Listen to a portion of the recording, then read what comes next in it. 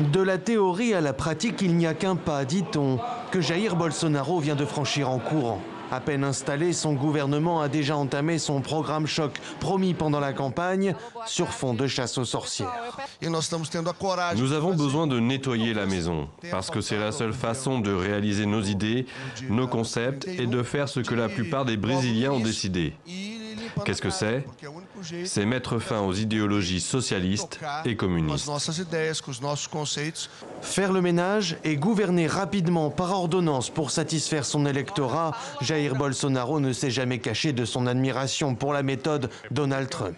Après son investiture, en quelques heures à peine, le nouveau président a déjà retiré la question LGBT des missions de son gouvernement, confié la gestion des terres indigènes et des forêts à une ancienne représentante du lobby agricole, précisé son idée de modèle civico-militaire pour les écoles publiques et réitéré son souhait de transférer l'ambassade brésilienne à Jérusalem.